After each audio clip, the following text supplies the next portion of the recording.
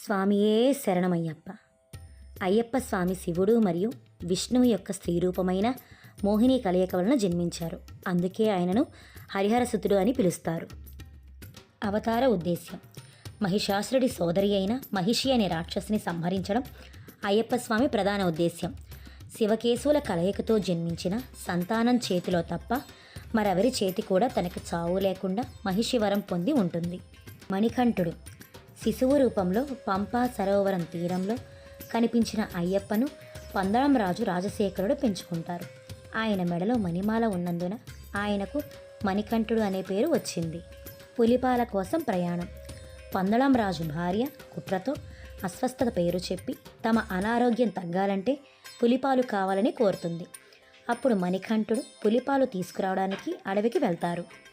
మహిషి సంహారం: అడవిలో మణికంఠుడు మహిషిని ఓడించి సంహరిస్తారు. తరువాత ఆయన పులిపై కూర్చొని రాజ్యానికి తిరిగి వస్తారు. దీనితో ఆయన దైవత్వం అందరికీ తెలుస్తుంది. శబరిమలై: తన అవతార ఉద్దేశ్యం పూర్తయ్యాక అయ్యప్ప స్వామి రాజుకు శబరిమలలో తన కోసం ఆలయాన్ని నిర్మించమని చెప్పి అక్కడ బ్రహ్మచారిగా యోగ సమాధిలోకి వెళ్తారు. సమభావం: అయ్యప్ప స్వామిని శైవులు మరియు వైష్ణవులు ఇద్దరు పూజిస్తారు. ఇది హిందూ ధర్మంలోని రెండు ప్రధాన శాఖల మధ్య ఐక్యతను సూచిస్తుంది. ధర్మశాస్త్ర: అయ్యప్ప స్వామి ధర్మానికి రక్షకుడిగా, ధర్మాన్ని పాటించేవాడిగా ప్రసిద్ధి చెందారు. అందుకే ఆయనకు ధర్మశాస్త్ర అనే పేరు కూడా ఉంది. దీక్షా నియమాలు: అయ్యప్ప భక్తులు 41 రోజుల పాటు పాటించే కఠినమైన దీక్షా నియమాలు మాలను ధరించడం, స్వీయ నియంత్రణ, ఇంద్రియ నిగ్రహం, పవిత్రత మరియు ఆధ్యాత్మిక క్రమశిక్షణ యొక్క గొప్పతనాన్ని లోకానికి చాటి చెబుతాయి.